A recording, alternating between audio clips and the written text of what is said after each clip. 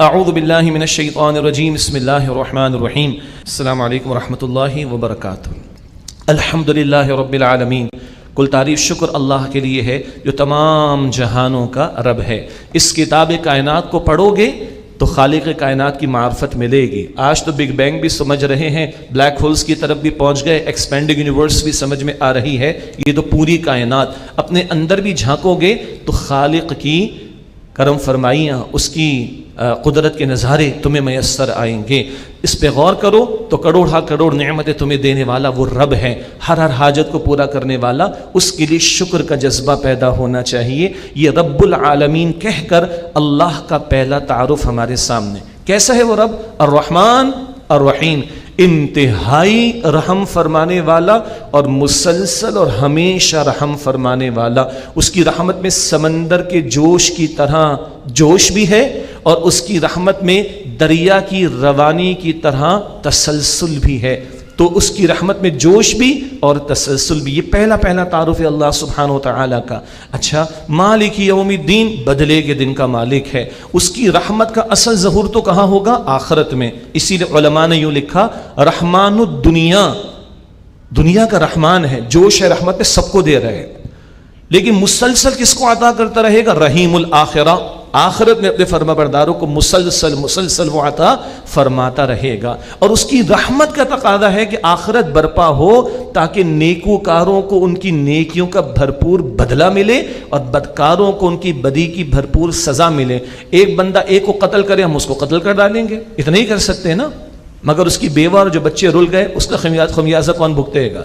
اور ایک بندہ 100 کو قتل کر دے تو کتنی دفعہ قتل کریں گے؟ ایک ہی دفعہ۔ تو اس دنیا میں سزا ملنا ممکن نہیں ہے مکمل طور پر، اسی طرح نیکی کا اجر ملنا بھی ممکن نہیں۔ یہ احساس ہے فطرت کے اندر، تو یہ فطرت تقاضا کرتی ہے کہ ایک عالم برپا ہو جہاں نیکی کا بھرپور بدلہ اور بدی کی بھی بھرپور سزا مل جائے۔ 3 آیات اللہ کا بیان، توحید کا ذکر بھی آ گیا اور آخرت کا بھی۔ 4تھی آیت اللہ اور بندے کے درمیان مشترک، ایاک نعبد، اے اللہ ہم تیری ہی عبادت کرتے ہیں۔ کون؟ وہ اللہ، وہ رب ہی تو تمہارا حقیقی معبود ہے۔ تو اب یہ اقرار کے انداز میں بات ڈھل گئی۔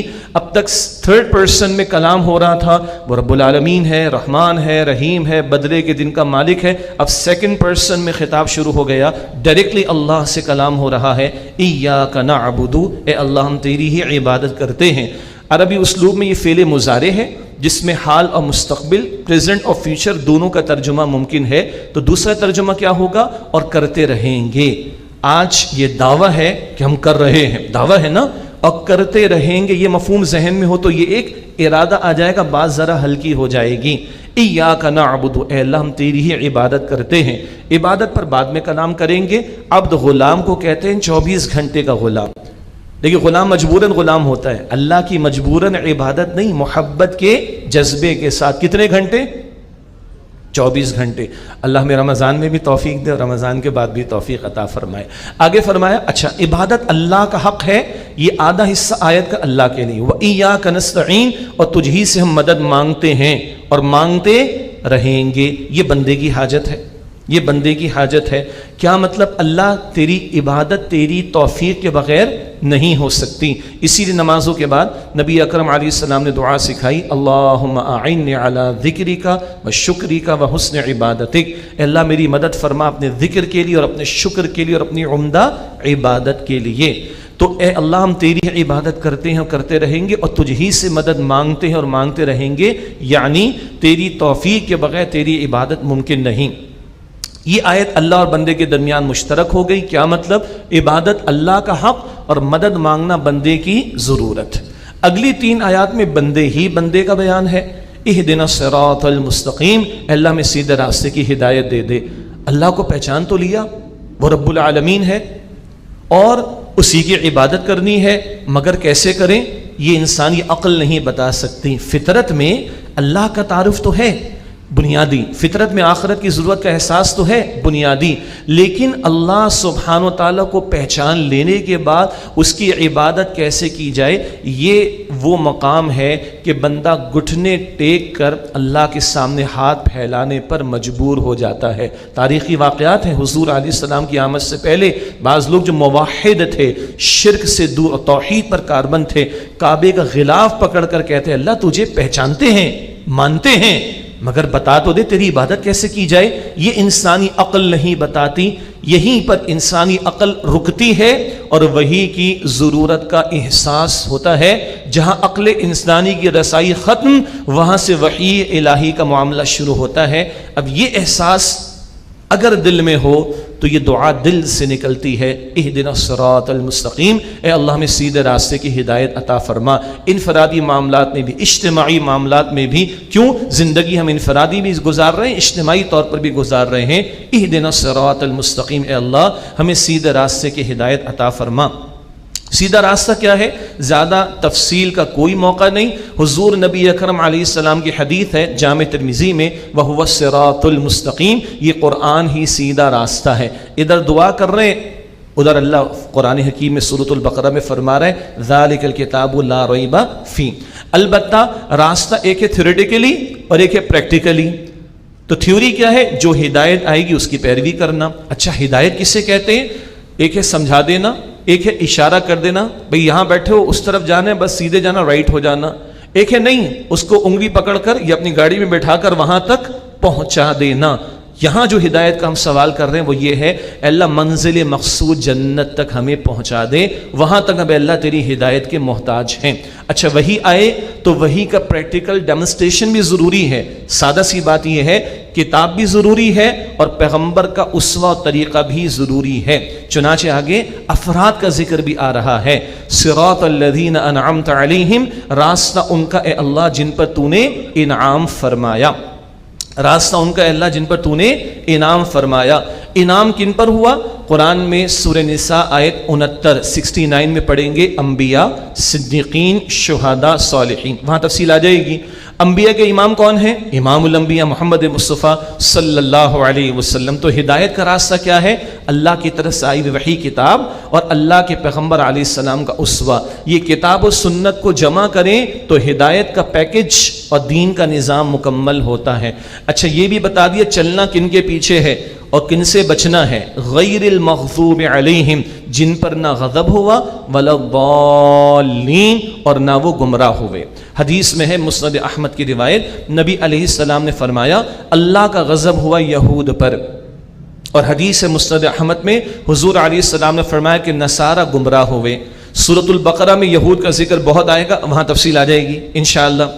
سورہ آل عمران اس کے بعد آئے گی، نصارہ کا ذکر بہت آئے گا، وہاں بہت تفصیل آ جائے گی۔ نکتہ کیا ہے؟ پہلے وہ مسلمان تھے، پہلے وہ امت تھے، پھر بگاڑ آیا تو برباد ہوئے، تو ان کے کرتوتوں کو دیکھو اور ان حرکتوں سے بچو جس کی وجہ سے وہ غضب میں مبتلا ہوئے اللہ کے اور گمراہ ہو گئے۔ یہ نکتہ ہمارے سمجھنے کا، باقی یہود و نصارہ کا ذکر آگے سورہ البقرہ اور انشاءاللہ سورہ آل عمران میں آ جائے گا۔ اس کے بعد ہم پڑھتے ہیں آمین، اس کا ترجمہ ہے اے اللہ قبول فرما۔ برکت کیا ہے اس کی؟ بخاری شریف کی حدیث، حضور علیہ السلام نے فرمایا جس کی آمین فرشتوں کی آمین سے مل گئی اللہ اس کے گناہوں کو معاف فرما دے گا۔ ایسی احادیث میں صغیرہ گناہوں کی معافی کا اعلان ہوتا ہے، لیکن بڑی بات ہے جی، تو جس کی آمین فرشتوں کی آمین سے مل گئی اللہ سبحانہ وتعالی اس کے پچھلے گناہوں کو معاف فرما دے گا۔ توحید کا ذکر آ گیا، آخرت کا بھی آ گیا، رسالت کا بھی آ گیا، یہی دین کی بنیادی تعلیمات ہیں۔ تو دین کا خلاصہ سورہ الفاتحہ میں آ گیا۔ سلیم الفطرت انسان کی ترجمانی بھی ہمارے سامنے آ گئی، دعا کرنے کا طریقہ بھی آ گیا کہ پہلے اللہ کی بڑائی مانو اور بیان کرو اور پھر اللہ سے دعا کرو۔ اب وہ حدیث شریف جس میں اللہ نے سورہ فاتحہ کو صلاۃ یعنی نماز قرار دے، صحیح مسلم کی، قسمت الصلاۃ بین و بین عبدی نصفین و بین عبدی نصفین، اللہ فرماتا ہے میں نے صلاۃ کو اپنے اور اپنے بندے کے درمیان آدھا آدھا تقسیم کر لیا۔ آدھا آدھا ہو گیا، 3.5 آیات اللہ کے لیے، ایاک نعبد تک 3.5 آیات اللہ کے لیے اور آخر تک بقیہ 3.5 آیات بندے کے لیے۔ اللہ فرماتا ہے جب بندہ کہتا ہے الحمدللہ رب العالمین، اللہ فرماتا ہے میرے بندے نے میری حمد بیان کی، دوسری آیت کہتے ہیں الرحمن الرحیم، اللہ کہتے ہیں میرے بندے نے ثنا بیان کی. تیسری آیت پڑھتے ہیں مالک یوم الدین، اللہ فرماتے ہیں میرے بندے نے میری بزرگی بیان کی. چوتھی آیت پڑھتا ہے ایاک نعبد و ایاک نستعین، اللہ فرماتا ہے میرے اور میرے بندے کے درمیان مشترک ہے. آگے سنیں ولی عبدی ما سأل، اور میرے بندے نے جو مانگا اس کو عطا کیا گیا. پھر بندہ آخری 3 آیات میں دعا کرتا ہے اہدنا الصراط المستقیم صراط الذین انعمت علیہم غیر المغضوب علیہم ولا الضالین. اللہ فرماتا ہے ھذا لعبدی، یہ سارا میرے بندے کے لیے ہے. ولعبدی ما سأل، اور میرے بندے نے جو مانگا اس کو عطا کر دیا گیا. یہ صحیح مسلم کی روایت ہے جس میں سورہ فاتحہ کو ہی صلاۃ کہہ دیا گیا. اللہ اکبر، حدیث قدسی اللہ کا کلام. تو عام حالات میں ہمیں ایک ایک آیت پر رکنا چاہیے. اب آپ تراویح میں قاری صاحب سے ایکسپیکٹ نہ کیجیے گا، ٹھیک ہے، اس سے کہ تراویح کا ایک اپنا معاملہ موڈ ہوتا ہے، لیکن عمومی اعتبار سے سورہ فاتحہ کو ایک ایک آیت الگ الگ کر کے پڑھنا یہ بھی مسنون عمل ہے، نبی علیہ السلام کی سنت ہے، اور ہر آیت پر اللہ کا جواب بھی آتا ہے. بس جی میں نے اتنا ہی بیان کرنا تھا، بہت کچھ بیان کے لیے ہے. پورا قرآن پڑھیں گے سب آئے گا انشاءاللہ، کیونکہ پہلی شب ہے، بہت طویل نہ ہو جائے پہلا سیشن، اس لیے شعوری طور پر اس کو ہم نے کوشش کی کہ مختصر سورۃ الفاتحہ کا بیان ہو. کچھ تشنگی باقی ہے، رہے اللہ کرے، اور وہ تفسیر آئے گی سورہ ہجر آیت نمبر 87 میں انشاءاللہ تعالی. اس کے بعد ہے سورۃ البقرہ. بسم اللہ الرحمن الرحیم، الف لام میم. سورۃ البقرہ قرآن حکیم کی طویل ترین سورت، طویل ترین مدنی سورت ہے. اس کے بہت سارے مضامین ہیں، بعد میں بیان کروں گا انشاءاللہ. کل بھی چلے گی، پرسوں بھی چلے گی سورۃ البقرہ کی تشریح انشاءاللہ تعالی.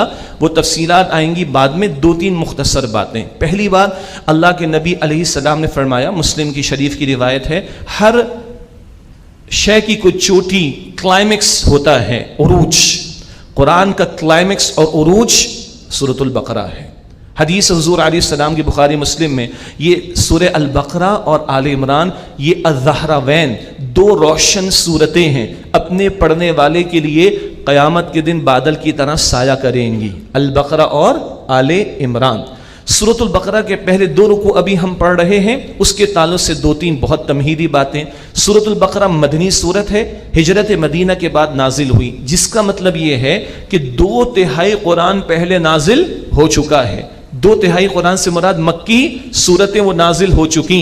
چنانچہ جب ہم آگے بڑھیں گے تو ہم کہتے جائیں گے بھائی یہ باتیں مکی صورتوں میں آئیں گی، کیونکہ مصحف کی ترتیب جو ہمارے سامنے ہے اس میں مکی صورتیں بعد میں آنی ہیں. لیکن البقرہ کا جب مطالعہ کریں گے تو کچھ باتیں بہت مختصراً آئیں گی، تو بس یہ عرض کر دیا جائے گا کہ تشریح کہاں آئے گی؟ مکی صورتوں میں، کہ 2/3 قرآن پہلے نازل ہو چکا ہے. اور حضور مدینہ آئے ہیں، یہاں یہود آباد ہیں، ان سے سابقہ پیش آ رہا ہے، ان کو بھی دعوت دینی ہے. ان کے سامنے جماعت صحابہ کا کردار بھی پیش ہوگا، اور آگے چل کر اسی مدینہ شریف میں منافقین کا گروہ بھی پیدا ہوگا. اس تعلق سے پہلے 2 رکوع سمجھتے ہیں. ان پہلے 2 رکوع میں قرآن کی انقلابی دعوت، اس کو قبول کرنے والے آگے بڑھ کر متقین ان کا بیان بھی ہے، کھل کر مخالفت کرنے والے کافرین ان کا بیان بھی ہے، اور درمیان میں رہنے والے زبان سے اقرار دل میں تصدیق نہیں، جھوٹ موٹ کا اسلام قبول کر رکھا ہے منافقین، ان کا تذکرہ بھی سامنے آئے گا. پہلے رکوع میں 5 آیات میں متقین کا بیان، 2 آیات میں کھلے کافروں کا بیان. آئیے مطالعہ کریں. الف لام میم، ان کو کہتے ہیں حروف مقطعات، یعنی قطع کرنا، الگ الگ پڑھنا. ان کا مفہوم ہمارے علم میں نہیں. ایک رائے یہ ہے کہ یہ اللہ تعالیٰ اور اس کے رسول مکرم علیہ السلام کے درمیان ایک راز ہے، اور حضور نبی علیہ السلام نے اس کی وضاحت نہیں فرمائی، ہم بھی خاموش رہیں. البتہ اس کا اجر ملتا ہے. ترمذی شریف کی روایت، الف 1 حرف ہے، لام 1 حرف ہے، میم 1 حرف ہے، ہر حرف کی تلاوت پر 10 نیکیاں عطا ہوتی ہیں. ہمیں مفہوم نہ بھی معلوم ہو تب بھی قرآن اتنا پیارا، اتنی پیاری نعمت ہے اللہ کی کہ بغیر سمجھے بھی اس کی تلاوت کا اجر ملتا ہے. یہ دلیل حضور کی حدیث سے ہمارے سامنے آتی ہے صلی اللہ علیہ وسلم. ذالک الکتاب لا ریب فیہ، یہ کتاب ہے اس میں کوئی شک نہیں. یہ رب العالمین کے کلام کا دعویٰ ہے، اور یہ دعویٰ وہی کر سکتا ہے، باقی بڑے سے بڑا سائنٹسٹ بھی نہیں کہہ سکتا. کوپرنیکس نے بھی ایک بات کہی تھی 18 سینچری میں، سورج کو کھڑا کر دیا تھا، 20ویں صدی کی سائنس نے آ کے جو ہے اس کو گھمانا شروع کر دیا. تو بڑے بڑے سائنٹسٹ بھی بڑے دعوے نہیں کرتے، یہ نہیں کہتے کہ میری یہ بات کبھی چیلنج ہی نہیں ہو سکتی. یا اس میں کوئی فردر مور کچھ کہنے کی گنجائش نہ ہو، یا اس میں کوئی ڈیبیٹ نہیں ہو سکتی، یہ بندہ کہہ نہیں سکتا. یہ دعویٰ صرف خالق کائنات کا ہے. جیسے کائنات کو پیدا کرنے کا دعویٰ صرف اللہ نے کیا، فرعون نے خدائی کا دعویٰ کیا، پیدا کرنے کا دعویٰ نہیں کیا. اسی طرح کہ کوئی شک نہیں، صرف خالق کائنات ہی دعویٰ کر سکتا ہے. ذالک الکتاب لا ریب فیہ، یہ کتاب اس میں کوئی شک نہیں. ھدی للمتقین، یہ متقین کے لیے ہدایت ہے. کل یا پرسوں پڑھ لیں گے. تقوی روزے کا حاصل بھی کیا ہے؟ لعلکم تتقون، تاکہ تم میں تقوی پیدا ہو. جن کے دل میں احساس ہے کہ اللہ ہے، جن کے دل میں احساس ہے آخرت ہے، جنہیں یقین ہے کہ موت آنی ہے، جنہیں پتہ ہے اور یقین ہے کہ کل جواب دہی کرنی ہے، اس اکاؤنٹیبلٹی، اس حساب کتاب کا خوف رکھ کر ڈرتے ڈرتے پکڑ کا خوف، بچتے بچتے نافرمانی سے جو زندگی بسر کریں وہ متقین ہوتے ہیں. اولین یہ صفات نبی علیہ السلام کے صحابہ کرام میں تھی، اللہ پیش بھی کر رہا ہے. اور آپ اور میں ہدایت چاہتے ہیں، اللہ ہم سب کو عطا فرمائے. تو کیا صفات ہیں؟ فرمایا نمبر 1 الذین یؤمنون بالغیب، وہ غیب پر ایمان رکھتے ہیں. ایمان والوں کا ویژن چھوٹا نہیں ہوتا، وہ شارٹ سائٹڈ نہیں ہوتے، وہی چھوٹی سی دنیا کے چند اربوں خربوں کی نہیں سوچتے، وہ ہمیشہ کی زندگی کی سوچتے. ان سین، نہ نظر آنے والی حقیقتوں پر ان کا ایمان ہوتا ہے. وَيُقِيمُونَ الصَّلَاةَ، اور وہ نماز قائم کرتے ہیں. سبحان اللہ. ایمان کے فوراً بعد نماز کا بیان. ماننا ہی کافی نہیں، اللہ کو ماننا ہی کافی نہیں، اللہ کی ماننا بھی ضروری. ہر چند گھنٹوں بعد ٹیسٹ ہو رہا ہے، وہ نماز قائم کرتے ہیں. وَمِمَّا رَزَقْنَاهُمْ يُنْفِقُونَ، اور جو ہم نے رزق میں سے انہیں عطا کیا اس میں سے خرچ کرتے ہیں. یعنی وسعت قلبی ان کے دلوں میں ہوتی ہے، مال کے دیوانے نہیں ہوتے، مال کا بت بنا کے اس کی پوجا پاٹ نہیں کرتے، اللہ کی مخلوق پر اللہ کی راہ میں بھی خرچ کرتے ہیں. وَالَّذِينَ يُؤْمِنُونَ بِمَا أُنزِلَ إِلَيْكَ وَمَا أُنزِلَ مِن قَبْلِكَ، اور وہ لوگ ایمان رکھتے ہیں اس پر اے نبی علیہ السلام جو آپ پر نازل کیا گیا اور اس پر جو آپ سے پہلے نازل کیا گیا. یہ چوتھی بات آ رہی ہے. کیا مطلب؟ ایمان والے بڑے براڈ مائنڈڈ ہوتے ہیں. یہ ہمیں کہا گیا، ہم مسلمانوں پر الزام نیرو مائنڈڈ ہیں. ارے عیسائی عیسیٰ علیہ السلام کو مانتے، محمد صلی اللہ علیہ وسلم کو نہیں مانتے. یہودی موسیٰ علیہ السلام کو مانتے، محمد صلی اللہ علیہ وسلم کو نہیں مانتے. اور ہم کیا کہتے ہیں؟ لا نفرق بین احد من رسولی، ہم اللہ کے رسولوں میں سے کسی ایک میں بھی فرق نہیں کرتے. ہم زیادہ براڈ مائنڈڈ ہیں. خام پر الزام ہے کہ ہم لوگ نیرو مائنڈڈ ہیں. اس پر بھی ایمان جو آپ سے پہلے نازل ہوا اور اس پر بھی ایمان جو آپ پر نازل ہوا. ہر دور میں رب نے وحی کا سلسلہ جو قائم فرمایا، ایمان والے اس پر ایمان رکھتے ہیں. ہاں، پانچویں بات وَبِالْآخِرَةِ هُمْ يُوقِنُونَ، اور آخرت پر وہ یقین رکھتے ہیں. ایمان میں جب ڈیپتھ اور گہرائی پیدا ہو تو وہ یقین ہے. ان صفات کے حامل لوگوں کے بارے میں فرمایا اولئک علی ھدی من ربہم، یہ لوگ ہیں جو اپنے رب کی طرف سے ہدایت پر ہیں. واولئک ھم المفلحون، اور یہ لوگ فلاح یعنی اصل کامیابی حاصل کرنے والے ہیں. اللہ مجھے آپ کو انہی لوگوں میں شامل فرمائے. یہ پہلا گروہ متقین کا، قرآن کی انقلابی دعوت کو آگے بڑھ کر قبول کر کے اس کے تقاضوں پر عمل کرنے والے اور حق کی سربلندی کے لیے جد و جہد کرنے والے، ڈٹ جانے والے. اگلی 2 آیات میں کھلے پکے کافروں کا بیان جنہوں نے ڈٹ کر حق کی مخالفت کی. مثلا ابو جہل اینڈ کمپنی کو ذہن میں لے آئی ہے. ان الذین کفروا، بے شک وہ لوگ جن لوگوں نے کفر کیا، سواء علیہم، ان کے حق میں برابر ہے، انذرتہم ام لم تنذرہم لا یؤمنون. اے نبی علیہ السلام آپ ان لوگوں کو خبردار کریں، اللہ کے عذاب سے نہ کریں، یہ ایمان نہیں لائیں گے. جو پوائنٹ آف نو ریٹرن پر آ گئے، ہر دھرمی کی انتہا پر آ گئے، اب وہ مان کر نہیں دیں گے. لیکن ایک نقطہ فرمایا ان کے حق میں برابر ہے، وہ تو نہیں مانیں گے. علماء نے لکھا حضور کو منع نہیں کیا گیا کہ آپ تبلیغ چھوڑ دیں. سبحان اللہ. دین کا داعی اپنا کام جاری رکھے، اس کو نہیں کہا کہ تمہارے حق میں برابر ہے، نہیں، ان کے حق میں برابر ہے، وہ تو نہیں مانیں گے. تم دعوت کا کام جاری رکھو، تمہارا اجر اللہ کے ہاں محفوظ. یہ کون لوگ ہیں جنہوں نے جانتے بوجھتے حق قبول کرنے کی صلاحیت کو فراموش کر ڈالا؟ معاذ اللہ. ختم اللہ علی قلوبہم، اللہ نے ان کے دلوں پر مہر لگا دی. وعلی سمعہم، ان کی سماعت سننے کی صلاحیت پر مہر لگا دی. وعلی بس ابصارہم، وعلی ابصارہم غشاوہ، اور ان کی آنکھوں پر پردہ ہے. مہر کب لگائی؟ جب خود جانتے بوجھتے انہوں نے حق کی قبولیت کی صلاحیت کو کھو دیا.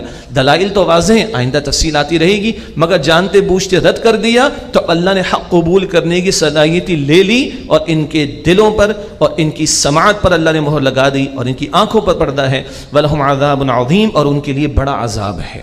یہ کھلے کافروں کا بیان، یہ پہلا رکوع ہوا۔ دوسرا رکوع اکثر بیان منافقین کے تعلق سے، کون لوگ تھے؟ کلمہ تو پڑھا، زبان سے دل سے یقین نہیں کیا، ظاہری کو چمک چمک مسلمانوں کی شان و شوکت دیکھی تو قبول کر لیا، دل سے قبول نہیں کیا، دعویٰ ہے لیکن عمل کا ثبوت نہیں، دل میں ایمان نہیں۔ اور یہ معاملہ ہوا ہے مدینہ شریف میں منافقین کا، عبداللہ بن ابی، اس طرح کے لوگوں کو ذہن میں لے کر آ جائیے۔ اب البتہ یہ اول دور ہجرت کے بعد تو ابھی نفاق کا لفظ نہیں آیا، بیماری کہا ہے قرآن نے اس کو، اور علامات بتا دی تاکہ جو سنبھلنا چاہے وہ سنبھل جائے۔ دوسرا رکوع ہے، فرمایا وَمِنَ النَّاسِ مَن يَقُولُ آمَنَّا بِاللَّهِ وَبِالْيَوْمِ الْآخِرِ، اور لوگوں میں سے کچھ ہیں جو یہ کہتے ہیں ہم ایمان لائے اللہ پر اور آخرت کے دن پر، وَمَا هُم بِمُؤْمِنِينَ، اور وہ ایمان والے نہیں۔ اس میں دو آراء ہیں، ایک یہود بھی موجود ہے، ان کو بھی بتایا جا رہا ہے تم لاکھ اللہ کو اور آخرت کو ماننے کا دعویٰ کرو، اگر آخری رسول کو نہیں مانتے تو تمہارا ایمان نہیں۔ اور منافقین لاکھ اللہ اور آخرت کو ماننے کے دعوے دار ہوں اور محمد صلی اللہ علیہ وسلم کی اطاعت نہ کریں دل سے ایمان لا کر، تو ان کا بھی ایمان نہیں۔ یخادعون اللہ والذین آمنوا، یہ دھوکہ دینا چاہتے ہیں اللہ کو اور ایمان والوں کو، وما یخدعون الا انفسهم وما یشعرون، حالانکہ وہ دھوکہ نہیں دیتے مگر اپنے آپ کو، مگر وہ اس کا شعور نہیں رکھتے۔ منافقین کا موضوع سورہ نساء میں آئے گا، سورہ توبہ میں آئے گا، سورہ نور میں آئے گا، سورہ احزاب میں آئے گا، سورۃ المنافقون میں آئے گا۔ جھوٹے بہانے بنانا، جھوٹی قسمیں کھا کر دین کے تقاضوں سے فرار اختیار کرنا، سمجھ رہے تھے کہ ہم بے وقوف بنا لیں گے مسلمانوں کو دھوکہ دے کر، معاذ اللہ، نہ، یہ اپنے آپ کو دھوکہ دے رہے ہیں لیکن ان کو اس کا شعور نہیں ہے۔ فی قلوبہم مرض، ان کے دلوں میں ایک مرض یعنی بیماری ہے، فزادہم اللہ مرضا، تو اللہ نے ان کی بیماری میں اور اضافہ کر دیا۔ جو جس طرف چل پڑا اور اسی طرف چلنا چاہتا ہے اللہ اسی طرف چلا دیتا ہے، کوئی حق کی طرف چلنا چاہے گا اللہ اس کی طرف چلا دے گا۔ وَلَهُمْ عَذَابٌ عَلِيمٌ بِمَا كَانُوا يَكْذِبُونَ، اور ان کے لیے دردناک عذاب ہے کیونکہ وہ جھوٹ بولتے ہیں۔ وَإِذَا قِيلَ لَهُمْ لَا تُفْسِدُوا فِي الْأَرْضِ، اور جب انہیں کہا جاتا ہے زمین میں فساد نہ مچاؤ، قَالُوا إِنَّمَا نَحْنُ مُصْلِحُونَ، وہ کہتے ہیں ہم تو اصلاح کرنے والے ہیں۔ سب سے بڑا فساد کیا ہے؟ زمین پر اللہ کی اطاعت اور بندگی میں رکاوٹ ڈالی جائے، یہ سب سے بڑا فساد ہے۔ اور منافقین آستین کے سانپ ہیں جو ایمان والوں کی جماعت میں دڑاڑے ڈالنا چاہتے ہیں اور دعویٰ کرتے ہیں کہ ہم ایمان والے ہیں اور کہہ رہے ہیں ہم تو اصلاح کرنے والے ہیں، حالانکہ یہ سب سے بڑے فسادی ہیں۔ اللہ کا تبصرہ، الا انہم هم المفسدون، آگاہ ہو جاؤ کہ یہی فساد کرنے والے ہیں، ولکن لا یشعرون، لیکن وہ شعور نہیں رکھتے۔ دعویٰ کرنا ایمان کا اور خلاف ورزی کرنا اللہ اور اس کے رسول کے احکامات کی، دنیا پرستی میں مبتلا ہو جائیں، دنیا پرستی میں مبتلا ہو جاؤ، دعویٰ کریں ایمان والے ہیں، اس سے بڑا فساد کیا ہوگا، اس سے بڑی محرومی اور بدنصیبی کی بات کیا ہوگی، مگر ان کو اس کا شعور نہیں ہے۔ وَإِذَا قِيلَ لَهُمْ آمِنُوا كَمَا آمَنَ النَّاسُ، اور جب ان سے کہا جاتا ہے کہ ایمان لاؤ جیسے اور لوگ ایمان لائے ہیں، قالوا، وہ کہتے ہیں أَنُؤْمِنُوا كَمَا آمَنَ السُّفَهَاءُ، کیا ہم ایمان لائیں جیسے یہ بے وقوف ایمان لائیں؟ الا، آگاہ ہو جاؤ، انہم هم السفہاء، یہی خود بے وقوف ہیں، ولکن لا یعلمون، لیکن جانتے نہیں۔ کیا کہا جا رہا ہے؟ دیکھو نبی کے صحابہ کو دیکھو صلی اللہ علیہ وسلم ورضی اللہ تعالی عنہم اجمعین، یہ پکے مخلص ایمان والے، سب کچھ اللہ کے دین کی خاطر لٹانے کو تیار، ایسا سچا پکا ایمان لاؤ۔ تو یہ ظالم کیا کہتے ہیں؟ ان بے وقوفوں کی طرح ایمان لائیں۔ سنیے گا، دنیا پرست ایمان والے کو ایمان کے تقاضوں میں آگے بڑھتا ہوا دیکھتا ہے تو ٹینشن میں آ جاتا ہے کہ میں پیچھے رہ جاؤں گا تو میں تو نمایاں ہو جاؤں گا۔ اور وہ کہتا ہے دیکھو نہ گھر کی فکر، نہ کاروبار کی فکر، نہ جاب کی، نہ کیریئر کی، نہ اس کی نہ اس کی، تو یہ کہتے ہیں بے وقوف ہیں، معاذ اللہ۔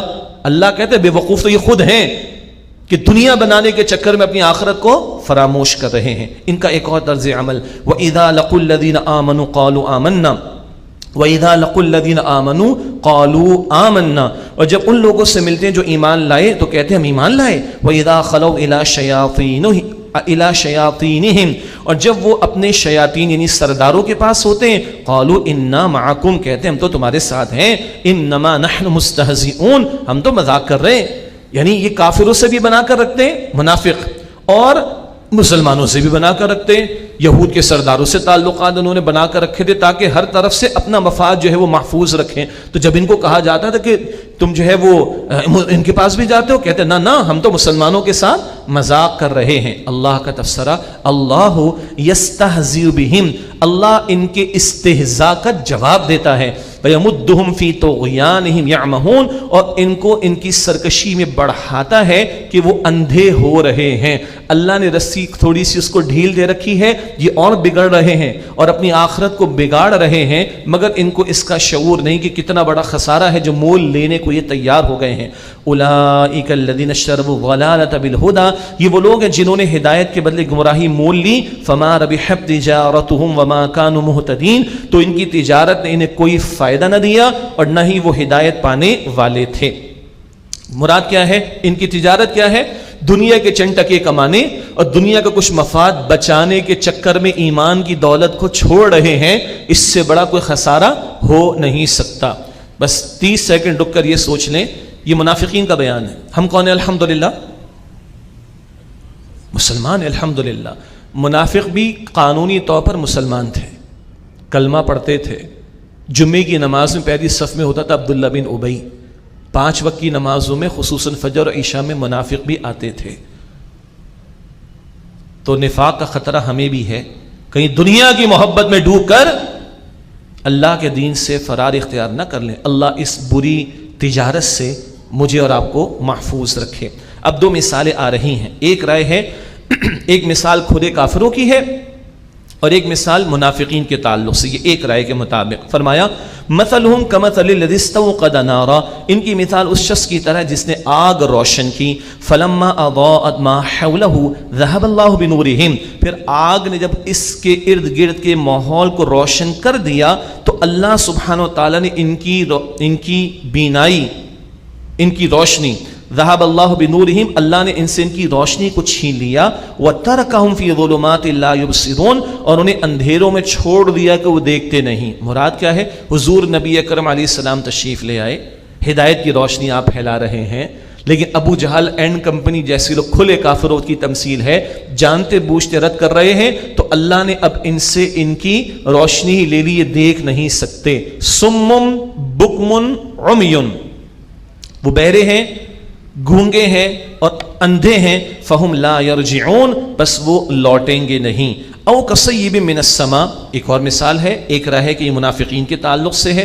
او کصیب من السماء فیہ ظلمات ورعد وبرق, یا جیسے مثال آسمان سے بارش برسی, اس میں اندھیرے ہوں اور گرج بھی ہو اور بجلی کی چمک بھی.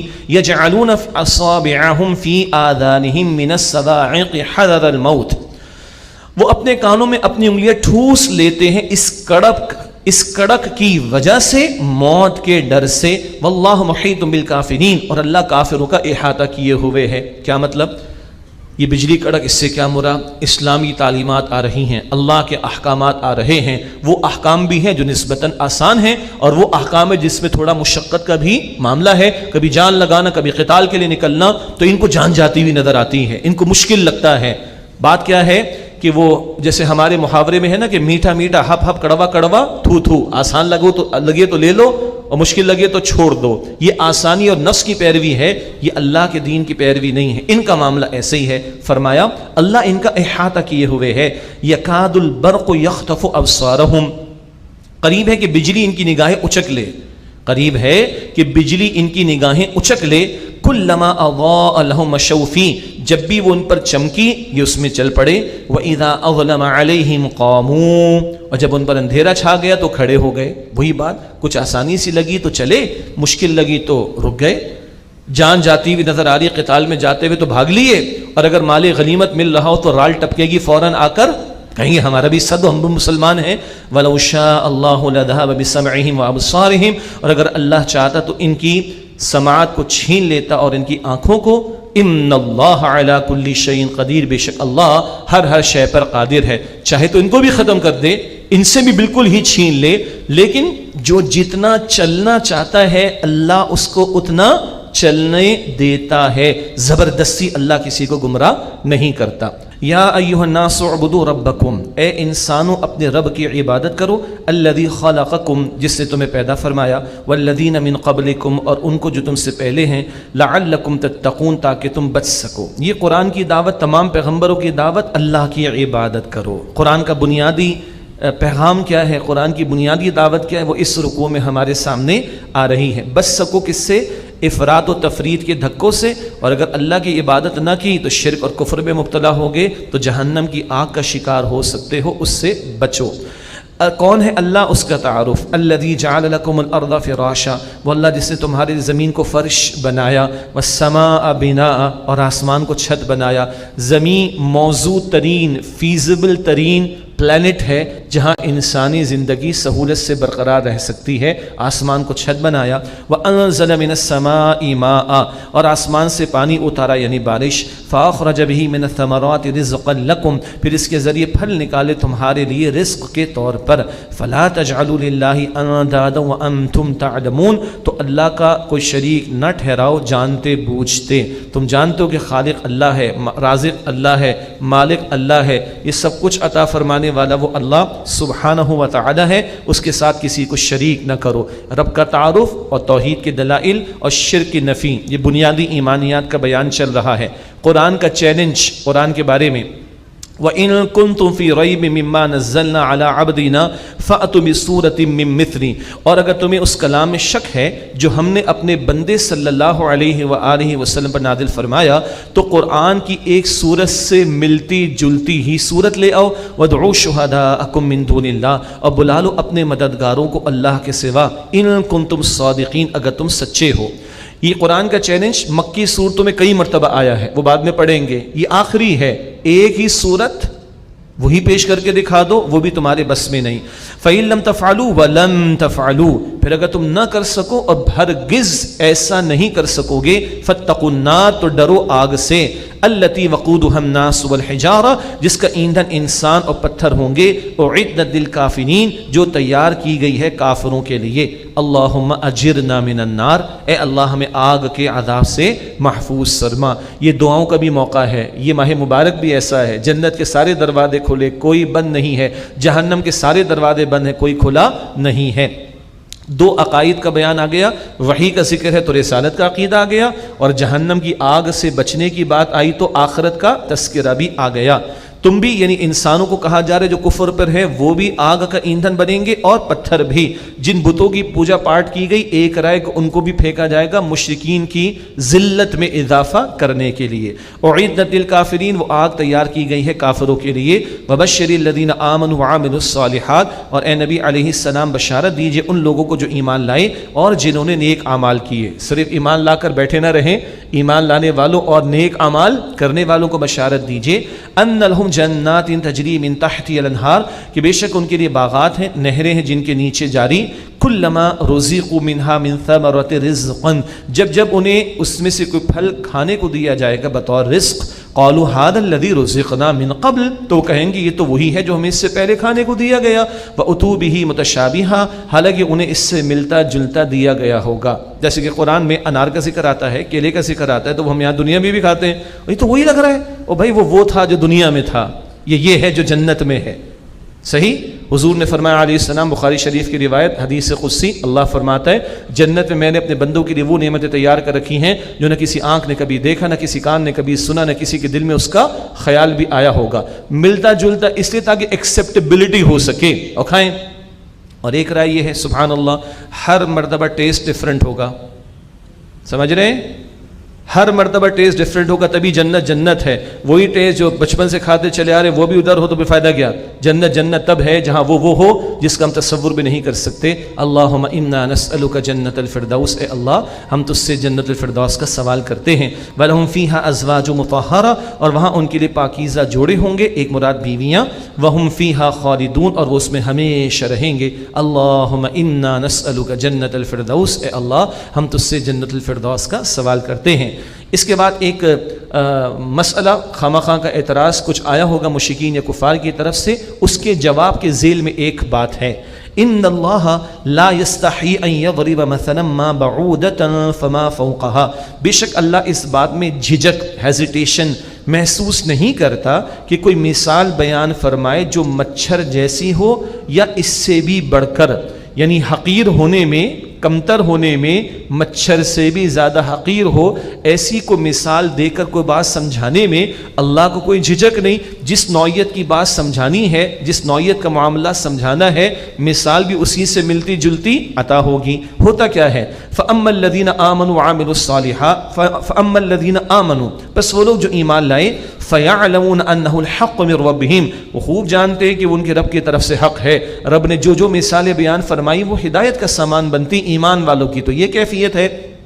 اس کے برعکس وَأَمَّا الَّذِينَ كَفَرُوا، اور وہ لوگ جن لوگوں نے کفر کیا، فَيَقُولُونَ، پس وہ کہتے ہیں، ماذا اراد اللہ بہذا مثلا، اللہ تعالیٰ نے اس مثال سے کیا ارادہ فرمایا؟ اب اللہ کا تفسیرہ، یضل بہ کثیرا ویہدی بہ کثیرا، اللہ اس سے بہت سے کو گمراہ کر دیتا ہے اور اس سے بہت سے لوگوں کو ہدایت دیتا ہے۔ ایک ہی مثال، ایک ہی تمثیل، ایک ہی پیربل، ایک ہی آیت، ایک ہی واقعہ بیان ہوا، کچھ لوگوں کے لیے ہدایت کا سامان بن گیا، اور جو ہر دھرمی میں مبتلا ہیں، جن کے دلوں کے اندر ٹیڑھ ہے، ان کے لیے وہ کفر کا باعث بن جاتا ہے۔ مثال کے طور پر ایک بندے کا معدہ، اسٹمک اگر صحیح کام کر رہا ہو تو دال سبزی سے بھی گزارا ہو جائے کہ نیوٹریشن مل جائے گی، لیکن کسی کا معدہ ہی گڑبڑ ہو تو بہترین حفظانے صحت پر کے اصولوں کے مطابق بنی ہوئی غذا بھی اس کو کھلائیں تو اس کی تکلیف میں اور اضافہ ہوگا۔ نیت میں ٹیڑھ ہو تو ہر بات ٹیڑھ ہی پیدا کرے گی، اور نیت میں اخلاص ہو تو چھوٹی سی مثال بھی ہدایت کا سامان کرے گی۔ وما یضل بہ الا الفاسقین، اور اللہ تعالیٰ اس سے فاسق لوگوں کو ہی گمراہ کرتا ہے۔ یہ مقام بیان کر کے کچھ لوگ کہتے ہیں دیکھو بھائی قرآن سے نا گمراہی ہو جائے گی اگر تم نے سمجھ کر پڑھنے کی کوشش کی تو۔ بہت پرانی بات ہے۔ سوال یہ کہ علماء نے ترجمے کس کے لیے کیے؟ علماء کے لیے، میرے اور آپ کے لیے۔ میں بھی ایک عام مسلمان ہوں، تو کیا گمراہ ہو جائیں گے اس سے؟ نہیں۔ گمراہ کون ہوگا آگے اللہ خود بیان فرما رہے ہیں، تو یہ نہ کہا جائے کہ قرآن سمجھ کے پڑھو گے تو گمراہ ہو جاؤ گے، استغفر اللہ۔ تو پھر بقول ڈاکٹر ذاکر نائک کے، اللہ تعالیٰ ان کی حفاظت فرمائے، عرب کے لوگوں پر پابندی ہونی چاہیے کہ وہ اردو میں پڑھیں تاکہ ان کو سمجھ میں نہ آئے۔ جن کو سمجھ میں آ گئی ان کا بھلا، جن کو سمجھ میں نہیں آئی سحری تک سمجھ آ جائے گی انشاءاللہ تعالیٰ، ٹھیک۔ تو عرب کے لوگوں پر پھر پابندی لگائی جائے کہ بھائی ان کو سمجھ آ جائے گی تو وہ اردو میں پڑھیں۔ ہم پر پابندی لگائی جائے کہ ہم اردو میں نہ پڑھیں تو گمراہ ہو جائیں گے، تو ان پر پابندی لگنی چاہیے کہ وہ، یہ تو نہیں کہا جا سکتا نا۔ ہاں، قرآن کے سمجھنے سیکھنے کے لیے کچھ آداب ہیں، کچھ تقاضے ہیں، پچھلی نشست میں کچھ بیان بھی ہوا، آئندہ بھی ہم بیان کریں گے، اور قرآن خود بتا رہے کہ ان کو اللہ گمراہ کرتا ہے۔ وما یضل بہ الا الفاسقین، اور اللہ انہی کو گمراہ کرتا ہے جو فاسق ہیں۔ کون؟ الذین ینقضون عہد اللہ من بعد میثاقہ، جو لوگ اللہ کا عہد توڑتے ہیں اس سے پختہ اقرار کر لینے کے بعد۔ ایک عہد ایاک نعبد، عبادت والا، ایک عہد جب بندہ اسلام قبول کرتا ہے سمعنا واطعنا، البقرہ 25، ایک عہد الست کہتے ہیں عالم ارواح میں، تفصیل آئے گی الاعراف آیت 172 میں انشاءاللہ۔ تو جو اللہ سے عہد پختہ کر لینے کے بعد توڑتے ہیں، یعنی اللہ کے حقوق کو پامال کرتے ہیں وہ، اور آگے فرمایا وَيَقْطَعُونَ مَا أَمَرَ اللَّهُ بِهِ أَن يُوصَلَ، اور اسے کاٹتے ہیں جسے اللہ نے حکم دیا ہے کہ جوڑے رکھیں۔ ایک مراد صلہ رحمی کرنا، رشتہ داروں کا حق ادا کرنا، تو جو رشتے کاٹتے ہیں یہ حقوق العباد کو پامال کرنے والی بات ہے۔ تو جو اللہ کا حق پامال کریں، جو بندوں کی حقوق پامال کریں، یہ فاسق ہیں، ان کو اللہ گمراہ کر دیتا ہے۔ اللہ گمراہی کی ہر شکل سے میری، آپ کی، ہم سب کی حفاظت فرمائے۔ وَيُفْسِدُونَ فِي الْأَرْضِ، اور وہ زمین میں فساد مچاتے ہیں۔ أُولَٰئِكَ هُمُ الْخَاسِرُونَ، یہی لوگ خسارہ اٹھانے والے ہیں۔ اگلی آیت مفہوم کے اعتبار سے ایک انداز سے پڑھیں تو سادہ ہے، اور ایک انداز سے بڑی گہری ہے۔ استاد محترم ڈاکٹر اسرار احمد صاحب رحمۃ اللہ علیہ نے بھی اور بہت سارے مفسرین نے اس پر تفصیلی کلام فرمایا۔ ایک نقطہ یہ سمجھ لیں کہ اللہ سبحانہ و تعالیٰ نے تمام انسانوں کی روحوں کو ایک مرتبہ پیدا کیا، عالم ارواح، پھر روح کو جو پیدا کیا یہ ہے آغاز زندگی، پھر روح کو سلا دیا گیا، پھر دنیا میں جسم اور روح کو ملا دیا گیا، پھر دنیا ہی میں موت آتی، جسم اور روح کو الگ کر دیا جاتا ہے، اور پھر آخرت میں دوبارہ کھڑا کر دیا جائے گا۔ اب سنیے گا آیت کو، فرمایا کیف تکفرون باللہ، تم کیسے اللہ کا انکار کرتے ہو، وکنتم امواتا، جبکہ تم مردہ تھے۔ کیا مطلب؟ وہ روح کو کھڑا کیا گیا، اقرار اللہ نے کرایا اپنے رب ہونے کا، سلا دیا۔ وہ آغاز زندگی، سلا دینے کو آپ سمجھ لیں کہ روح کا سلا دیا جانا، اس کو موت کہا جا رہا ہے۔ فَأَحْيَاكُمْ، پھر اللہ نے تمہیں زندگی عطا فرمائی، دنیا میں جسم اور روح کو ملا دیا گیا۔ ثُمَّ يُمِيتُكُمْ، پھر اللہ تمہیں موت دے گا، اسی دنیا میں جسم اور روح الگ کر دے گا۔ ثُمَّ يُحْيِيكُمْ، پھر اللہ تمہیں دوبارہ زندگی عطا فرمائے گا۔ ثُمَّ إِلَيْهِ تُرْجَعُونَ، پھر تم اسی اللہ سبحانہ وتعالیٰ کی طرف لوٹائے جاؤ گے۔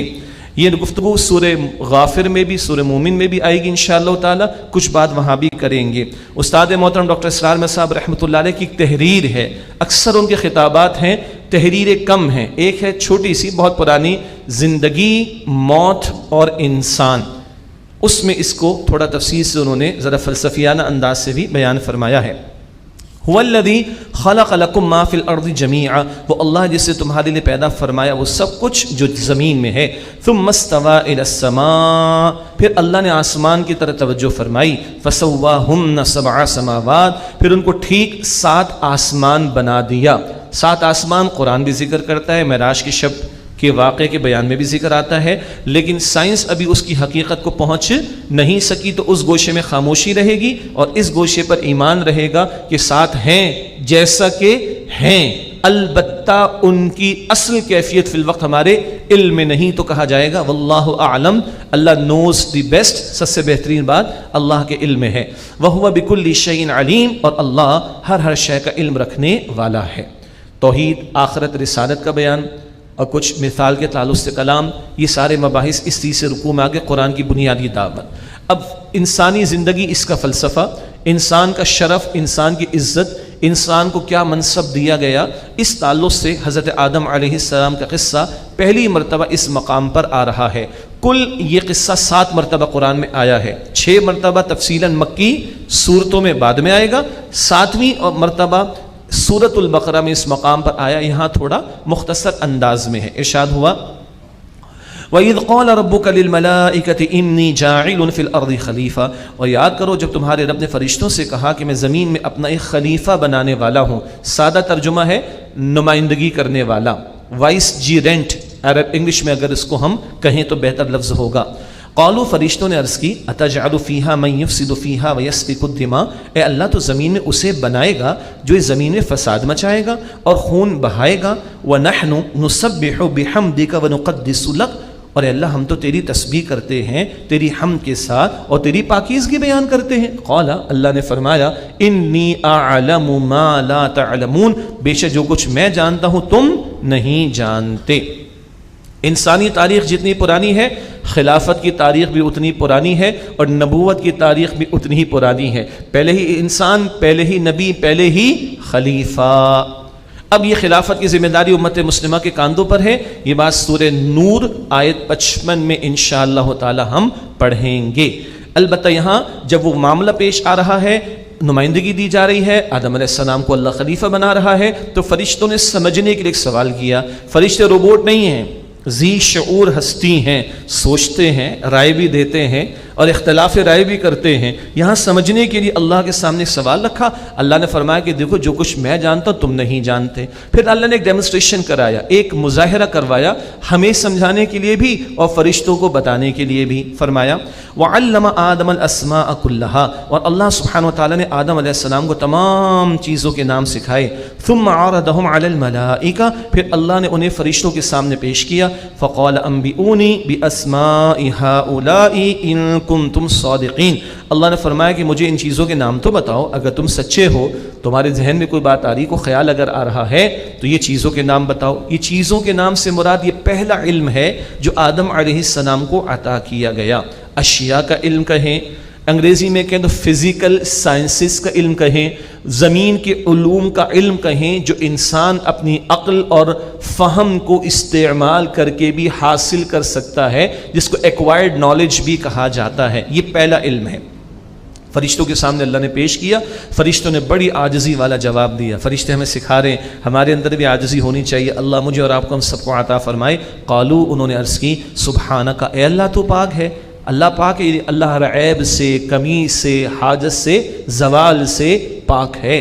لا علم لنا الا ما علمتنا، ہمیں کوئی علم نہیں سوائے وہ جو اللہ جو تو نے ہمیں سکھا دیا. تو ہی نے تو سکھایا، ہمیں تو کچھ نہیں پتا.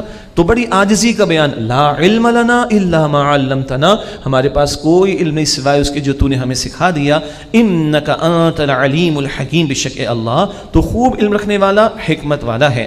قال، اللہ نے فرمایا یا آدم انبئہم باسمائہم، اے آدم انہیں ان چیزوں کے نام تو بتاؤ.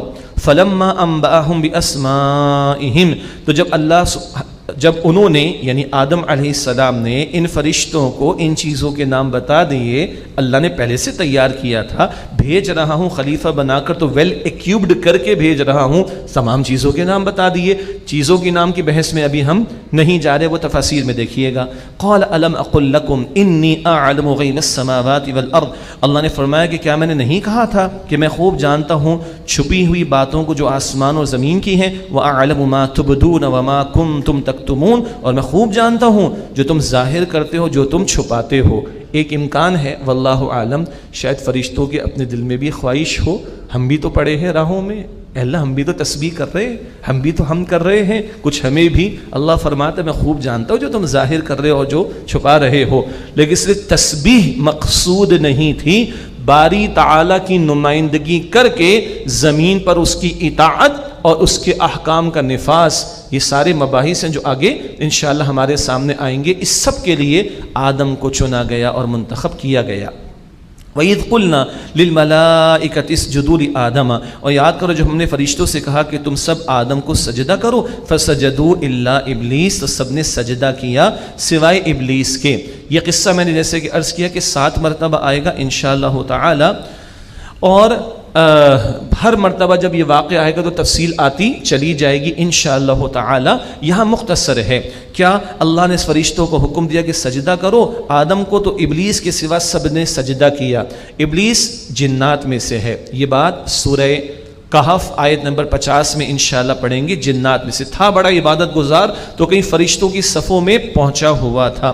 ابا، اس نے انکار کیا، واستکبر، اور بڑا بننا چاہا، تھا تو کچھ نہیں، بڑا بننا چاہا، اور دنیا میں جو بھی کوئی تکبر کر رہے ہے کچھ نہیں اس کے پاس، بس وہ بننا چاہ رہا ہے۔ واستکبر، اس نے بڑا بننا چاہا، وکان من الکافرین، اور وہ کافروں میں سے ہو گیا۔ وقلنا، اور ہم نے کہا، اللہ فرماتا ہے یا آدم اسکن انت وزوجک الجنہ، اے آدم تم رہو اور تمہاری بیوی بھی جنت میں، وکلا منہا رغدا حیث شئتما، اور تم دونوں اس میں سے کھاؤ جہاں سے چاہو اطمینان سے، ولا تقربا هذه الشجرة، اور اس درخت کے قریب نہ جانا، فتکونا من الظالمین، تو ورنہ تم دونوں نقصان کرنے والوں میں سے ہو جاؤ گے۔ یہ اصل میں ایک ڈیمونسٹریشن ہے ہمیں سمجھانے کے لیے کہ دیکھو شیطان تمہارا دشمن ہے، اور کس کس طرح ورغلائے گا، چوکنے رہنا۔ وہ ورغلانے کے کیا کیا اس کے انداز تھے، وہ مکی صورتوں میں اس واقعے کے ذیل میں ہمارے سامنے آئیں گے۔ تو ہمیں سمجھانے کے لیے واقعہ کرایا گیا، تو روکا گیا اس مقام پر کہ دیکھو فلاں درخت کے قریب نہ جانا۔ بھئی کون سا درخت تھا، چھوڑ دیں اس بحث کو، ایک پابندی لگائی گئی تھی، اس کے بارے میں کہا کہ اس کے قریب نہ جانا۔ فَأَزَلَّهُمُ الشَّيْطَانُ عَنْهُمَا فَأَزَلَّهُمُ الشَّيْطَانُ عَنْهَا، پھر شیطان نے ان دونوں کو پھسلایا اس سے، فَأَخْرَجَهُمَا مِمَّا كَانَا فِيهِ، پھر انہیں وہاں سے نکلوا دیا جس راحت کی جگہ میں وہ تھے۔ کیسے کیسے یہ معاملہ ہوا، یکدم نہیں، بڑے ڈورے ڈالے اس نے۔ تفصیل کہاں آئے گی جی، مکی صورتوں میں انشاءاللہ تعالی۔ آگے فرمایا وَقُلْنَا اهْبِطُوا بَعْضُكُمْ لِبَعْضٍ عَدُوٌّ، اور ہم نے کہا کہ تم اتر جاؤ، تم میں سے بعض کے دشمن ہوں گے۔ اول تو انسان اور شیطان کی دشمنی، اور اللہ معاف کرے کہ شیطان کے چکر میں پڑھ کر انسانوں کی آپس کی بھی دشمنی۔ وَلَكُمْ فِي الْأَرْضِ مُسْتَقَرٌّ وَمَتَاعٌ إِلَىٰ حِينٍ، اور تمہارے لیے زمین میں ٹھکانہ ہے اور ایک وقت تک کے لیے سامان زندگی ہے، مختصر عرصے کے لیے بھیجے جا رہے ہو، ہمیشہ کے لیے نہیں۔ فتلقى آدم من ربه کلمات فتاب علیہ، پھر آدم علیہ السلام نے سیکھ لیے اپنے رب سے کچھ کلمات، فتاب علیہ، تو اللہ سبحانہ و تعالی نے ان کی توبہ قبول فرمائی۔ اللہ کی شان کریمی، اعتراف کیا آدم علیہ السلام اور حوا سلام علیہا نے، اللہ نے الفاظ بھی خود سکھائے، وہ پڑھیں گے انشاءاللہ سورہ اعراف آیت نمبر 43 میں 43 میں، ربنا ظلمنا انفسنا وان لم تغفر لنا وترحمنا لنكونن من الخاسرین۔ انہ هو التواب الرحیم، بے شک وہ اللہ بہت توبہ قبول کرنے والا، نہایت رحم فرمانے والا ہے۔ قلنا اهبطوا منها جميعا، اللہ نے فرمایا کہ ہم نے تم سب سے کہا کہ یہاں سے اتر جاؤ، ہم نے کہا تم سب یہاں سے اتر جاؤ۔ فَإِمَّا يَأْتِيَنَّكُم مِّنِّي هُدًى، پس جب تمہارے پاس میری طرف سے ہدایت آئے، فَمَن تَبِعَ ہُدَايَ، پس جس نے میری ہدایت کی پیروی کی، فَلَا خَوْفٌ عَلَيْهِمْ وَلَا هُمْ يَحْزَنُونَ، تو نہ ان پر کوئی خوف ہوگا اور نہ وہ غمگین ہوں گے۔ یہ دوسرا علم آ گیا، علم ہدایت۔ پہلا علم الاسماء، اشیاء کا علم، خلافت اللہ کا نظام زمین پر قائم کرنا ہے تو زمین کے وسائل کا علم، وہ پوٹینشلی آدم علیہ السلام کو اولاً دے دیا گیا اور نسل آدم دریافت کرتی چلی جا رہی ہے اس زمین کے وسائل کو، ضروری ہے۔ البتہ علم الاسماء کے ساتھ اب علم ہدایت دیا جا رہا ہے کہ اپنے اس فزیکل سائنسز والے علم کو، ایکوائرڈ نالج کو تم تابع رکھنا ریویلڈ نالج کے، علم ہدایت کے، تب تو معاملہ صحیح چلے گا۔ یہی بات پہلی وحی کی پہلی آیت اقرا بسم ربک، پڑھو مگر رب کے نام کے ساتھ۔ آج پڑھو پڑھو پڑھو پڑھو بہت ہو گیا ہے، اللہ کا نام نکل گیا۔ ایسے ظالم لوگ ہو گئے کہ سلوگنز کیسے کیسے لگا دیا۔ ہمارے بچے اب بھی پڑھتے پاکستان کا مطلب کیا؟ لا الہ الا اللہ، زور سے بولیں۔ اور ایک پورا میڈیا ہاؤس سے کہتا ہے پڑھنے لکھنے کے سوا پاکستان کا مطلب کیا؟ سنا کبھی آپ نے؟ سوچا کبھی آپ نے کس طرح ذہن بگاڑے جا رہے ہیں؟ پڑھنے لکھنے کے سوا پاکستان کا مطلب کیا؟ بھائی پڑھو لکھو کس نے منع کیا؟ مگر اللہ پہلے دن سے کہتا ہے پڑھو مگر رب کے نام سے۔ آج بہت زیادہ پڑھ لیا، بڑا ایکسپلوژن ہو رہا ہے نالج کا، بڑی ٹیکنالوجی ہے اور بہترین ٹیکنالوجی ظلم و ستم و بربریت کے لیے دنیا میں استعمال ہو رہی ہے آج۔ کیوں؟ وہ علم ہدایت کے تابع نہیں، یہ کہہ کر بھیجا جا رہا ہے جب جب تمہارے پاس میری طرف سے کوئی ہدایت آئے، جو میری ہدایت کی پیروی کریں گے ان پر نہ کوئی خوف ہوگا نہ وہ غمگین ہوں گے۔ والذین کفروا وکذبوا بآیاتنا، اور جن لوگوں نے کفر کیا اور ہماری آیات کو جھٹلایا، اولئک اصحاب النار، یہی آگ والے ہیں، ہم فیہا خالدون، وہ ہمیشہ اس میں رہیں گے۔ اللہم اجرنا من النار، اے اللہ ہم سب کو آگ کے عذاب سے محفوظ فرما۔ یہ چوتھا رکوع مکمل ہوا، متقین کا بیان، کافرین کا بیان، منافقین کا بیان آ گیا، قرآن کی بنیادی دعوت بھی آ گئی اور انسان کا شرف کہ اس کو خلافت کی ذمہ داری دے کر زمین پر بھیجا گیا، اس کا بھی ذکر ہمارے سامنے آ گیا۔ یہ چار رکوع ہم نے مکمل کیے اور چوتھے رکوع کا میں ذکر کر رہا تھا کہ حضرت آدم علیہ السلام کا ذکر، خلافت کا بیان، انسان کے شرف کا بیان، علم الاسماء، علم ہدایت دونوں کا تذکرہ ہوا۔ یہ چار رکوعوں کے بعد اب بنی اسرائیل سے خطاب شروع ہو رہا ہے۔ ایک رکوع پڑھیں گے اور پھر 8 رکعت ادا کریں گے انشاءاللہ تعالی۔ بنی اسرائیل ہم سے پہلے امت مسلمہ تھے، ان کا مزید تفصیلی تعارف بعد میں آ جائے گا۔ حضور مدینہ تشریف لائے، علیہ السلام یہود آباد ہیں، خاص طور پر مدینہ میں بنی اسرائیل سے ان کا تعلق ہے۔ ان لوگوں کو دعوت دی جا رہی ہے کہ تم تو کتاب کے پڑھنے والے، تم تو پیغمبروں کے ماننے والے، تمہاری کتابوں میں آخری رسول کی بشارتیں موجود ہیں، ایمان لاؤ۔ 5واں رکوع ابھی پڑھ رہے ہیں، اس میں بنی اسرائیل کو دعوت دی جا رہی ہے، خصوصاً یہود کو۔ اس کے بعد تفصیلی کلام آئے گا بنی اسرائیل کے ماضی کے کرتوتوں کے حوالے سے، اس پر بعد میں بات ہوگی انشاءاللہ۔ اعوذ باللہ من الشیطان الرجیم۔ یا بنی اسرائیل اذکروا نعمتی التی انعمت علیکم، اے بنی اسرائیل میری نعمت یاد کرو جو میں نے تمہیں بخشی۔ وَأَوْفُوا بِعَهْدِي أُوفِ بِعَهْدِكُمْ، تم مجھ سے کیے گئے عہد کو پورا کرو، میں تم سے کیے گئے عہد کو پورا کروں گا۔ وہ عہد یہ تھا کہ آخری پیغمبر پر تم ایمان لاؤ گے تو اللہ تمہیں رہنمائی بھی دے گا، ہدایت بھی دے گا، رحمت سے بھی نوازے گا۔ وَإِيَّايَ فَارْهَبُونَ، اور مجھ ہی سے ڈرو۔ وَآمِنُوا بِمَا أَنزَلْتُ مُصَدِّقًا لِمَا مَعَكُمْ، اور اس پر ایمان لاؤ جو میں نے نازل کیا یعنی قرآن، یہ اس کی تصدیق کرنے والا ہے جو تمہارے ساتھ ہے۔ وَلَا تَكُونُوا أَوَّلَ كَافِرٍ بِهِ، اور تم اس کے پہلے کافر تو نہ بنو۔ وہ تو مشرکین عرب تھے، ان کو تو پتہ ہی نہیں تھا کتاب کیا ہوتی ہے، پیغمبر صدیوں سے کوئی کتاب رسول ان کے نہیں آئے، تم تو کتابوں کے ماننے والے، پیغمبروں کے ماننے والے، تم تو ان باتوں کو سمجھتے ہو، اور آخری پیغمبر علیہ السلام کی بشارتیں تمہاری کتابوں میں موجود بھی ہیں، مانو۔ وَلَا تَكُونُوا أَوَّلَ كَافِرٍ بِهِ، اور اس کے پہلے کافر نہ بنو۔ وَلَا تَشْتَرُوا بِآيَاتِي ثَمَنًا قَلِيلًا، اور میری آیات کے عوض تھوڑی قیمت وصول نہ کرو دنیا کے چند ٹکوں کے خاطر، کہ تمہاری مذہبی گدیاں ختم ہو جائیں گی اور تمہیں تابع ہونا پڑے گا محمد الرسول اللہ علیہ السلام کے۔ یہ دنیا کے چند ٹکوں اور مفادات کی خاطر حق کا جانتے بوجھتے انکار نہ کرو۔ وَإِيَّايَ فَاتَّقُونَ، اور مجھ ہی سے ڈرو۔ وَلَا تَلْبِسُوا الْحَقَّ بِالْبَاطِلِ، اور مت ملاؤ حق کو باطل سے۔ وَتَكْتُمُوا الْحَقَّ وَأَنْتُمْ تَعْلَمُونَ، اور تم جانتے بوجھتے حق کو نہ چھپاؤ۔ وَأَقِيمُوا الصَّلَاةَ وَآتُوا الزَّكَاةَ، اور قائم کرو نماز اور ادا کرو زکوٰۃ۔ وَارْكَعُوا مَعَ الرَّاكِعِينَ، اور رکوع کرنے والوں کے ساتھ رکوع کرو۔ دنیا کی محبت ان کے اندر آ گئی تھی، یہ پہچانتے تھے نبی علیہ السلام کو، بعد میں بھی تفصیل آئے گی، مگر جانتے بوجھتے رد کر رہے ہیں۔ کہا جا رہا ہے نماز قائم کرو، نماز سے اللہ کا خوف دل میں پیدا ہوگا، آخرت کا احساس پیدا ہوگا تو حق قبول کرنا آسان ہوگا۔ زکوٰۃ دو، مال خرچ کرو اللہ کی راہ میں، یہ مال کی محبت کم ہوگی تو حق قبول کرنا آسان ہوگا۔ ان کے ہاں جماعت کی نماز کا تصور ختم ہو گیا تھا، اور رکوع بھی ان لوگوں نے مائنس کر دیا تھا، شاید لگتا ہے ڈائریکٹ سجدے میں چلے جاتے ہوں گے، واللہ عالم۔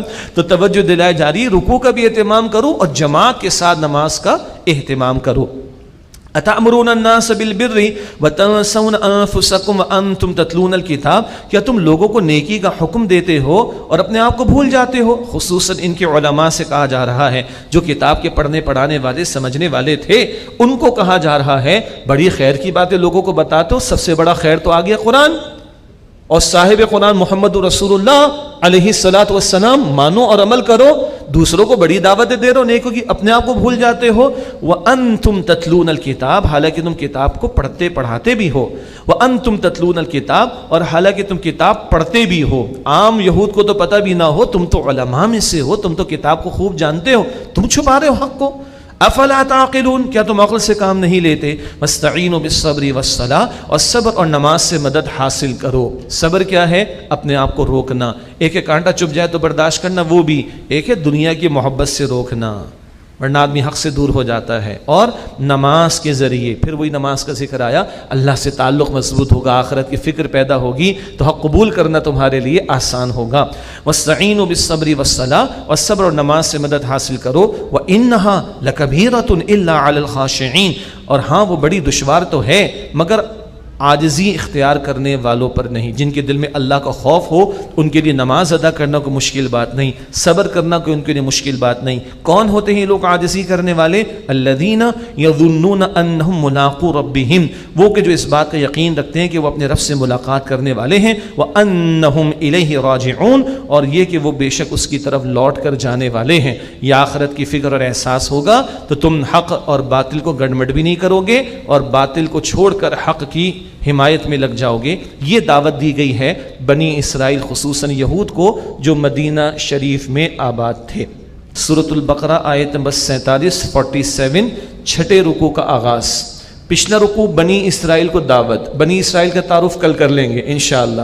اب تقریباً 9 رکوع آئیں گے مستقل بنی اسرائیل کا ذکر۔ آج ہم امت مسلمہ ہیں، ہم سے پہلے یہ امت مسلمہ تھے، ان کا ذکر پہلے ہے، ہم سے خطاب بعد میں ہے، آیت 153 سے، اللہ اکبر، 150 آیتوں کے بعد ان کے کرتوتوں کا بیان ہے۔ البتہ 2/3 قرآن نازل ہو چکا ہے، تو ان بنی اسرائیل کے تعلق سے کافی باتیں مکی صورتوں میں آ چکی ہیں، وہ ترتیب میں ہم بعد میں پڑھیں گے۔ چنانچہ ابھی ہم دیکھیں گے کچھ واقعات مختصر ہیں، بعد میں مکی صورتوں میں تفسیر سے آ جائیں گے۔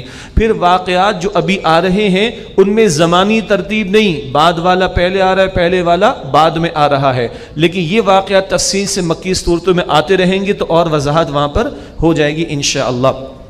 ارشاد ہوا یا بنی اسرائیل اذکروا نعمتی التی انعمت علیکم، اے بنی اسرائیل تم میری نعمت یاد کرو جو میں نے تمہیں عطا فرمائی، وانی فضلتکم علی العالمین، اور میں نے تمہیں جہان والوں پر فضیلت عطا فرمائی، بہت فضیلت دی، صدیوں ان میں نبوت کا سلسلہ جاری رہا۔ مزید باتیں اگلی نشست میں آئندہ کل انشاءاللہ۔ واتقوا یوما لا تجزی نفس عن نفس شیئا، اور اس دن سے ڈرو جس دن کوئی شخص کسی دوسرے کا کچھ بدلہ نہ بنے گا، ولا يقبل منها شفاعہ، اور نہ کوئی اس سے جھوٹی سفارش قبول کی جائے گی، ولا يؤخذ منها عدل، اور نہ کوئی اس سے معاوضہ قبول کیا جائے گا، ولا هم ينصرون، اور نہ ان کی مدد کی جائے گی۔ دنیا میں پیسے دے کر سفارش کر کے چھوٹ جاتے ہیں، چھڑا لیتے ہیں، کوئی باہر سے بھی کال کروا لیتا ہے، جی ادھر چلتا ہے، اللہ کی عدالت میں نہیں چلے گا۔ وَإِذْ نَجَّيْنَاكُمْ مِنْ آلِ فِرْعَوْنَ، اور یاد کرو جب ہم نے تمہیں آل فرعون سے نجات عطا کی، يَسُومُونَكُمْ سُوءَ الْعَذَابِ، وہ تمہیں بری طرح سے دکھ پہنچاتے، عذاب دیتے، يُذَبِّحُونَ أَبْنَاءَكُمْ، تمہارے بیٹوں کو ذبح کرتے، وَيَسْتَحْيُونَ نِسَاءَكُمْ، اور تمہاری عورتوں کو زندہ چھوڑ دیتے تھے، وَفِي ذَلِكُمْ بَلَاءٌ مِّن رَبِّكُمْ عَظِيمٌ، اور اس میں تمہارے رب کی طرف سے بڑی آزمائش کا معاملہ تھا تمہارے لیے۔ وہ جو نجومیوں نے بتا دیا فرعون کو، مشہور واقعہ ہے نا، ایک لڑکا پیدا ہوگا بنی اسرائیل میں، تیری سلطنت کا تیاں پاچا کر دے گا. اس نے کہا میں سارے قتل کرا دوں گا. سارے لڑکے قتل کروانے شروع کر دیے. اللہ اکبر، جس ایک سے ہونا تھا اسی کو اللہ نے اسی فرعون کے دربار میں پرورش اسی کے اخراجات پہ دلوائی ہے نا ذہن میں. لیکن لڑکوں کے قتل کرنے کا اعلان، اس کا تذکرہ کہ دیکھو بنی اسرائیل کس قدر ظلم تم پر ہو رہا تھا، ہم نے تمہیں نجات دی. وفی ذالکم بلاء من ربکم عظیم، اور اس میں تمہارے لیے تمہارے رب کی طرف سے بڑی آزمائش تھی. وَإِذْ فَرَقْنَا بِكُمُ الْبَحْرَ، اور یاد کرو جب ہم نے تمہارے لیے دریا کو پھاڑ دیا. فَأَنْجَيْنَاكُمْ، پھر ہم نے تمہیں بچا لیا. وَأَغْرَقْنَا آلَ فِرْعَوْنَ وَأَنْتُمْ تَنْظُرُونَ، اور تمہارے دیکھتے دیکھتے ہم نے آل فرعون کو ڈبو دیا، غرق کر دیا. وَإِذْ وَاعَدْنَا مُوسَىٰ 40 لَيْلَةً، اور یاد کرو جب ہم نے موسیٰ علیہ السلام سے 40 رات کا وعدہ کیا، یعنی 40 رات دن. ثُمَّ اتَّخَذْتُمُ الْعِجْلَ مِن بَعْدِهِ، پھر تم نے بچڑے کو ان کے بعد معبود بنا لیا. وَأَنْتُمْ ظَالِمُونَ، اور تم تو ہو ہی ظالم. میں نے عرض کیا تھا یہاں مختصر ہیں یہ واقعات، ہمارے علم میں بھی ہیں، مکی صورتوں میں تفصیل اپنی جگہ آ جائے گی انشاءاللہ. ثم عفونا عنكم من بعد ذلك لعلكم تشكرون، پھر ہم نے تمہیں اس کے بعد معاف کر دیا تاکہ تم شکر ادا کرو. وَإِذْ آتَيْنَا مُوسَى الْكِتَابَ وَالْفُرْقَانَ لَعَلَّكُمْ تَهْتَدُونَ، اور یاد کرو جب ہم نے موسیٰ علیہ السلام کو کتاب یعنی تورات عطا کی اور فرقان، حق و باطل میں فرق کر دینے والی بات، تاکہ تم ہدایت پالو. وَإِذْ قَالَ مُوسَىٰ لِقَوْمِهِ، اور یاد کرو جب موسیٰ علیہ السلام نے اپنی قوم سے کہا، یا قوم انکم ظلمتم انفسکم، اے میری قوم بے شک تم نے اپنے اوپر ظلم کیا، باتخاذکم العجل، بچڑے کو معبود بنا کر. فتوبوا الی باریئکم، تو تم اپنے پیدا کرنے والے کی طرف رجوع کرو. فقتلوا انفسکم، اور اپنوں کو قتل کرو. اللہ نے جب نجات دے دی، ایک اور قوم کو دیکھا وہ بچڑے کی وہ جو ہے، بلکہ مصر میں جو ہے وہ یہ گائے کی تقدس بھی موجود تھا، وہ ذہن میں ان کے بھی رہا. کسی کا معبود دیکھا تو کہا ہمارے لیے بھی بنا دیا جائے. بعد میں وہ سامری جادوگر، اس کا واقعہ آ جائے گا انشاءاللہ. اس کی ساری پلاننگ کے نتیجے میں یہ لوگ بھی بچڑے کی پوجا پاٹ میں رکھے. کچھ لوگ اس شرک میں مبتلا ہوئے تو توبہ یہ بتائی گئی کہ اپنے اپنے قبیلے کے مشرکوں کو قتل کرو.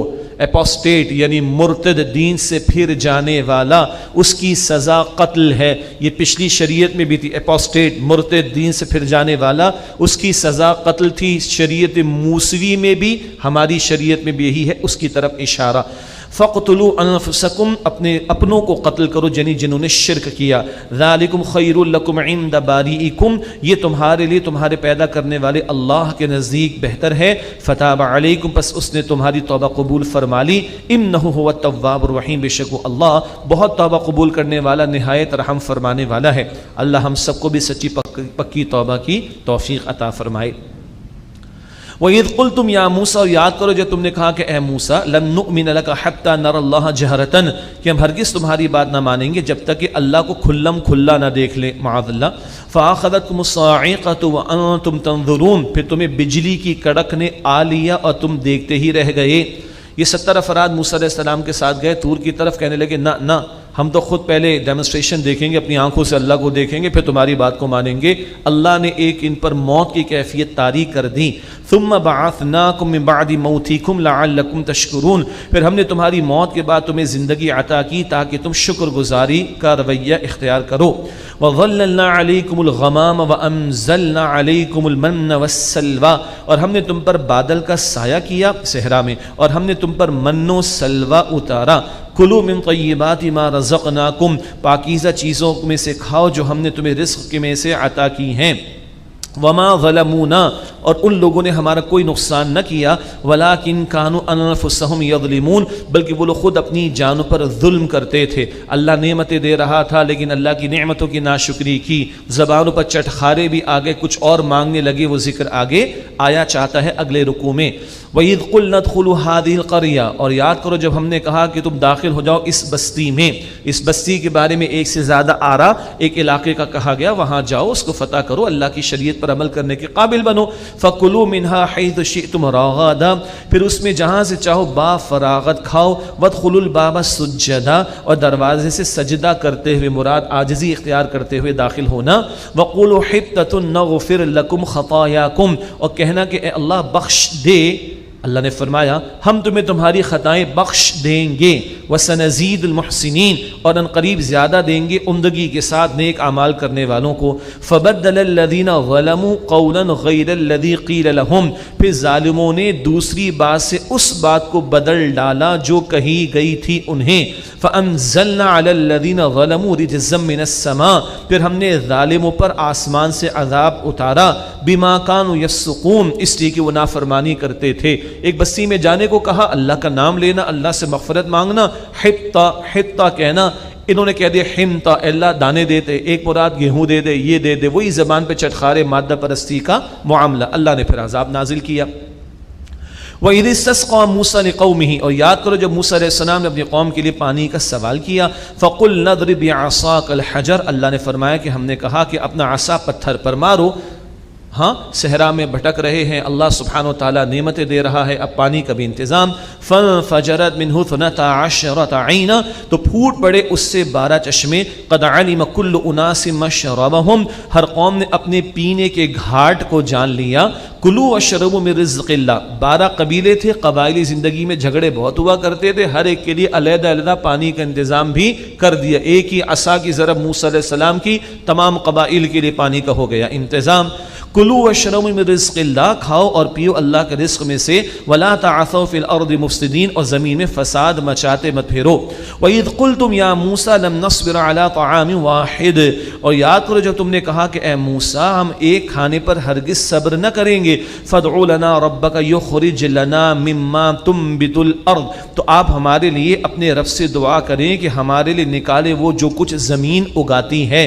مِن بَقْلِهَا وَقِثَّائِهَا وَفُومِهَا وَعَدَسِهَا وَبَصَلِهَا، کچھ ترکاری اور ککڑی اور گندم اور مسور اور پیاز۔ منو سلوہ مل رہا تھا اللہ کی رحمت سے، اللہ کے فضل سے۔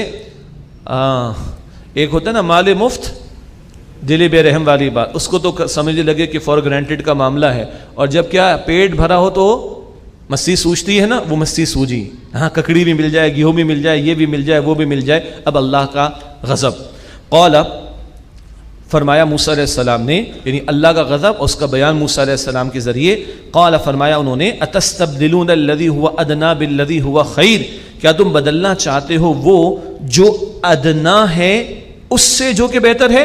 اللہ کی عطا من و سلوہ، مہربانی فضل سے مل رہا ہے، تمہیں کوئی ایگزریشن نہیں کرنی پڑ رہی، سب کچھ تمہارا کھانے کے پینے کا انتظام ہو رہا ہے، اس کے مقابلے میں تم ادنا چیزیں لینا چاہتے ہو؟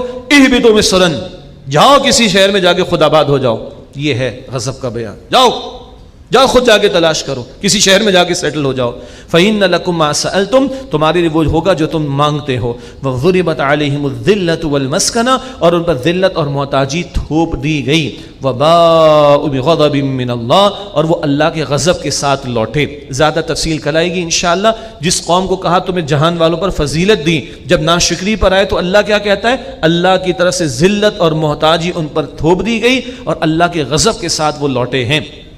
یہ ہمیں سمجھایا جا رہا ہے اللہ کی نعمتوں کی ناشکری نہ کرنا، احسان فراموشی کی روش اختیار نہ کرنا، ورنہ اللہ کے غضب کا شکار ہو جاؤ گے۔ ذَلِكَ بِأَنَّهُمْ كَانُوا يَكْفُرُونَ بِآيَاتِ اللَّهِ، یہ اس لیے ہوا کہ وہ اللہ سبحانہ و تعالیٰ کی آیات کا انکار کرتے تھے۔ وَيَقْتُلُونَ النَّبِيِّينَ بِغَيْرِ الْحَقِّ، اور انبیاء کو ناحق قتل کیا کرتے تھے، معاذ اللہ۔ ذَلِكَ بِمَا عَصَوْا وَكَانُوا يَعْتَدُونَ، یہ اس لیے ہوا کہ ان لوگوں نے نافرمانی کی اور وہ حد سے بڑھ جانے والے تھے۔ یہ ہے بنی اسرائیل کا ذکر۔ نعمتوں کی ناشکری ہو رہی ہے، پیغمبر کی مخالفت ہو رہی ہے، پیغمبر کی خلاف ورزی ہو رہی ہے، تو اب اللہ کا غضب ان کے لیے بھڑک رہا ہے۔ ہمیں کچھ سمجھنا ہے اس میں، مگر آئندہ اسی سورۃ البقرہ کے بیان میں مزید وضاحت آئے گی۔ اگلی آیت ہے جس کا ایک نقطہ سمجھ لینے کی ضرورت ہے۔ ہر دور میں جو انبیاء آئے اس وقت کے لوگ انہی نبی کو مانتے، وہ صاحب ایمان ہوتے۔ اب آخری پیغمبر محمد مصطفیٰ صلی اللہ علیہ وسلم ہیں، انہیں مانے بغیر چارہ نہیں۔ یہ نقطہ کلیئر ہو تو ایک فتنہ کھڑا ہوتا رہا ماضی میں بھی، وحدت ادیان کے عنوان سے اور یونٹی آف ریلیجن کے نام پر۔ ہماری بھی پروفیشنل یونیورسٹیز کے اندر کچھ ایتھیسٹ قسم کے پروفیسرز اور ٹیچرز ہمارے اسٹوڈنٹس کے ذہنوں کو خراب کرنے کے لیے کہتے ہیں کہ سارے ریلیجنز کی اچھی چیزیں نکال کر لے آؤ اور سب کا ایک کمبائنڈ سا بنا لو کچھ مرغوبہ سا، اور that would be the universally acceptable religion for all. اللہ اکبر کبیرہ۔ یہ فتنے آج بھی ہیں، کچھ اشارہ کریں گے تاکہ ہمارے ذہن ڈکلیئر ہوں اور ہمارے ینگسٹرز بیٹھے ہوئے انہوں نے دین کو سنبھالنا ہے, ان کو جواب دینا پڑے گا انشاءاللہ تعالی. تو بس وہ کچھ اشارے ہم کرتے رہیں گے. اگلی آیت کے بارے میں بھی یہ بحث چلتی رہی ہمارے ہاں. پہلے ترجمہ پہ تھوڑی سی وضاحت انشاءاللہ. ان الذین آمنوا والذین ہادوا والنصارى والصابئین, بے شک وہ لوگ جو ایمان لائے اور جو یہودی ہوئے اور جو نصرانی ہوئے اور جو صابئین ہوئے. صابئین کے بارے میں ایک رائے, یہ ابراہیم علیہ السلام کے پیروکار تھے مگر بعد میں بگاڑ میں مبتلا ہو گئے, ستارہ پرستی وغیرہ میں مبتلا ہو گئے, ایک رائے. من آمن باللہ والیوم الآخر وعمل صالحا, جو کوئی ایمان لایا اللہ پر اور آخرت کے دن پر اور جس نے کیا نیک عمل, فلہم اجرہم عند ربہم, تو ان کے لیے ان کے رب کے پاس ان کا اجر ہے. ولا خوف علیہم ولا ہم یحزنون, ایسے لوگوں پر نہ کوئی خوف ہوگا اور نہ وہ غمگین ہوں گے. لو بھائی یہودی بھی ٹھیک, نصرانی بھی ٹھیک, عیسائی یہ بھی ٹھیک اور وہ بھی ٹھیک, نہ ان کو پہلے دعوت دی جا چکی ہے 5ویں رکوع میں. کس پر ایمان لاؤ؟ آخری پیغمبر پر صلی اللہ علیہ وسلم. ایک بات, اب تو انہیں مانو گے تو صاحب ایمان, ایک بات. دوسری بات, البقرہ کی آیت نمبر 8 میں پڑھا ہم نے ابھی تھوڑی دیر پہلے, کچھ لوگ اللہ اور آخرت کو مانتے, اللہ کہتے ہیں ان کا ایمان ہی نہیں. کون سا ایمان مسنگ ہے؟ ایمان برسالت. کچھ لوگ موسیٰ علیہ السلام کو مانے, عیسیٰ علیہ السلام کو مانے, آخری رسول کو نہ مانے, تو اب ان کا ایمان ایکسیپٹیبل نہیں ہوگا. تو یہ بلٹ ان ہے, وہ دعوت آلریڈی دی جا چکی ہے, ایک. اور دوسرا, ہر دور میں جو اس وقت کے نبی پر ایمان لائے وہ اس وقت کا مسلم, وہ انشاءاللہ صاحب عمل اور صاحب کردار ہے تو کامیاب ہوگا. مگر اب آخری رسول پر ایمان لانا ضروری. مزید بنی اسرائیل کا تذکرہ اور ان کی امت کے واقعات کا بیان. وَإِذْ أَخَذْنَا مِيثَاقَكُمْ وَرَفَعْنَا فَوْقَكُمُ الطُّورَ, اور یاد کرو جب ہم نے تم سے اقرار لیا اور ہم نے تمہارے اوپر کوہ طور کو اٹھایا. بڑا ایک عجیب معاملہ. خُذُوا مَا آتَيْنَاكُمْ بِقُوَّةٍ, جو تمہیں عطا کیا گیا اسے مضبوطی سے تھامو, اللہ کی کتاب. وَاذْكُرُوا مَا فِيهِ لَعَلَّكُمْ تَتَّقُونَ, اور جو اس میں ہے اسے یاد رکھو تاکہ تم متقی بن سکو. ایک بڑے عجیب انداز میں پہاڑ کو ان پر معلق کر کے ایک کیفیت طاری کی گئی اور اقرار کرایا گیا. لیکن ثم تولیتم من بعد ذلك, پھر اس کے بعد تم پھر گئے. فلولا فضل اللہ علیکم ورحمتہ لکنتم من الخاسرین, پھر پس اگر اللہ کا فضل نہ ہوتا تم پر اور اس کی رحمت نہ ہوتی تو تم خسارہ اٹھانے والوں میں سے ہوتے. اللہ معاف بھی فرماتا رہا, بار بار معاف فرماتا رہا, مگر ان کی ہٹ دھرمی اسی روش پر ان کو لے جاتی رہی. وَلَقَدْ عَلِمْتُمُ الَّذِينَ اعْتَدَوْا مِنْكُمْ فِي السَّبْتِ, اور یقیناً تم نے ان لوگوں کو جان لیا جنہوں نے تم میں سے ہفتے کے دن کے بارے میں زیادتی کی. فَقُلْنَا لَهُمْ كُونُوا قِرَادَةً خَاسِئِينَ, تب ہم نے ان سے کہا کہ تم ذلیل بندر بن جاؤ. یہ اصحاب السبت, سبت کہا جاتا ہے ہفتے والے, ان کا واقعہ انشاءاللہ سورۃ الاعراف رکوع نمبر 21 میں آئے گا, وہیں تفصیل بیان کی جائے گی. ایک فتنہ یہ اٹھایا جاتا ہے, دیکھو جی قرآن لوگوں کو بندر کہتا ہے, بندر کہتا ہے. اللہ کے بندوں, کانٹیکسٹ تو پڑھو, واقعہ تو پڑھو. واقعہ کیا ہوا, کن لوگوں نے حرکت کی, ان کو کیا سزا دی گئی, اس کا بیان ہے. آؤٹ آف کانٹیکسٹ کوٹ کیا جاتا ہے اور پھر ڈچ قسم کے لوگ, ڈچ لوگ جو ہے وہ ایک وہ فتنہ کے نام سے ایک سو کالڈ مووی سی بناتے اور ہمارے ذہنوں کو خراب کرتے. معاذ اللہ, اللہ ان تمام فتنوں سے, اور فتنہ ایک چھوٹی سی مووی بنائی گئی تھی, اللہ ہم سب کی حفاظت فرمائے. Out of reference context, out of context quote کر کے شرارتیں کی جاتی ہیں. بہرحال ہم نے جواب دینا ہے. یہ اشارے میں اس لیے کر رہا ہوں, اللہ ہم سے پوچھے گا, ہم پڑھے لکھے لوگ ہیں, ہم دنیا میں جا رہے ہیں, دنیا میں ریپرزنٹیشن دے رہے ہیں, ہمارے بچے دنیا کے کونے میں جا کر میڈلز لے لیں, ہمارے بچے جا کر جو ہے وہ سرٹیفیکیشن لے رہے ہیں. اللہ پوچھے گا تم نے میری کتاب کو ڈیفینڈ کیا کہ نہیں, تم نے میری کتاب کو ریپرزینٹ کیا کہ نہیں, تم نے ایمان والوں پر اٹھنے والے اعتراضات کا جواب دیا کہ نہیں دیا. ہمارے بچوں میں بڑی صلاحیت ہے, ینگسٹرز کی میں بات کر رہا ہوں, اللہ انہیں قبول فرمائے اپنے دین کی خدمت کے لیے. فَجَعَلْنَاهَا نَكَالًا لِمَا بَيْنَ يَدَيْهَا وَمَا خَلْفَهَا وَمَوْعِظَةً لِلْمُتَّقِينَ, پھر ہم نے اسے اس وقت کے موجود لوگوں کے لیے اور بعد میں آنے والوں کے لیے عبرت بنا دیا.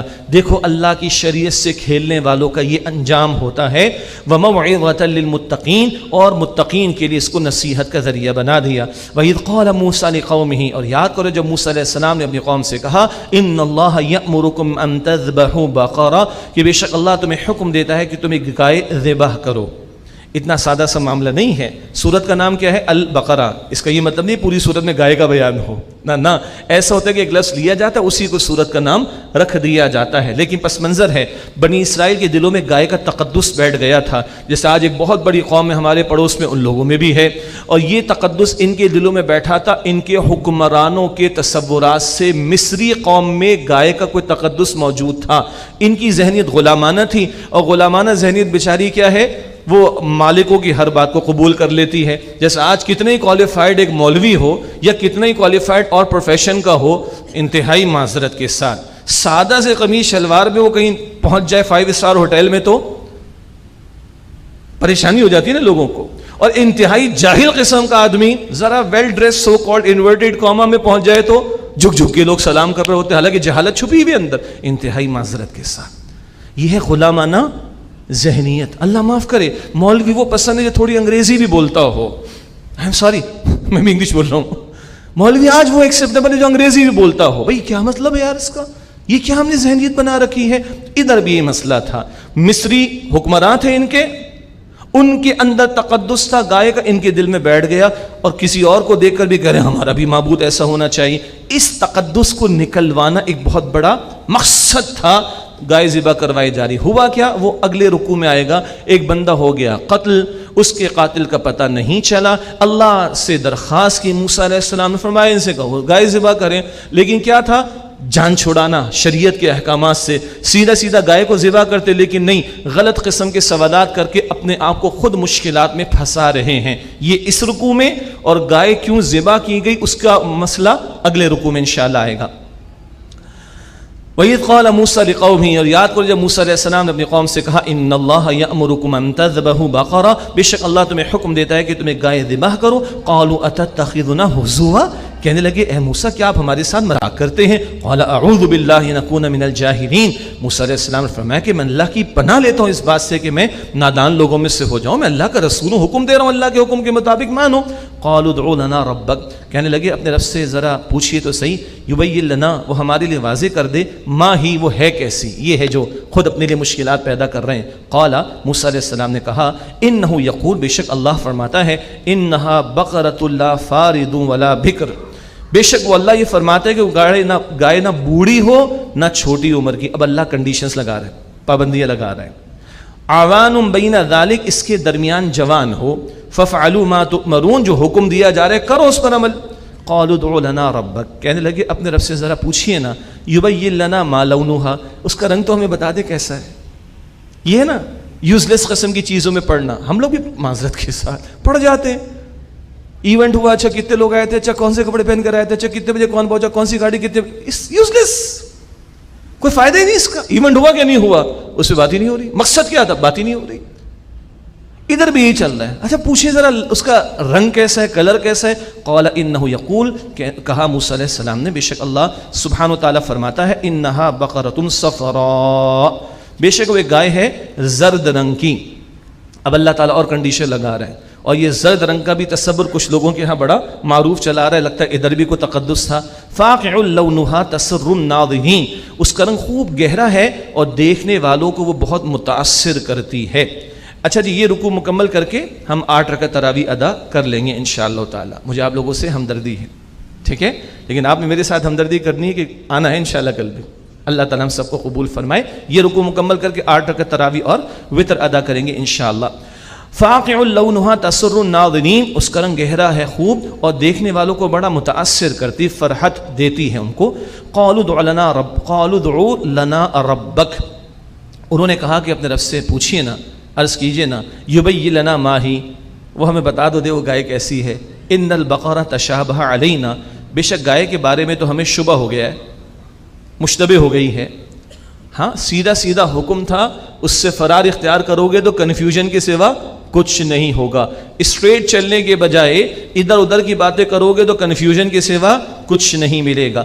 ہاں وَإِنَّا إِن شَاءَ اللَّهُ لَمُهْتَدُونَ، اور ہاں اگر اللہ نے چاہا تو ہم ضرور ہدایت پا جائیں گے. بس یہاں جان بچ گئی ان کی، انشاءاللہ کہہ دیا تو گائے بڑی مشکل سے بڑی ہی مہنگی ملی مگر مل گئی. قال، موسیٰ علیہ السلام نے کہا انہ یقول، بے شک اللہ فرماتا ہے انہا بقرۃ، بے شک وہ ایک گائے ہے، لا ذلول تثیر الارض، اس کو سدھایا نہ جاتا ہو، یعنی اپنا کام کاج کرانے کے لیے اس کو ٹرین نہیں کیا گیا ہو، ٹھیک۔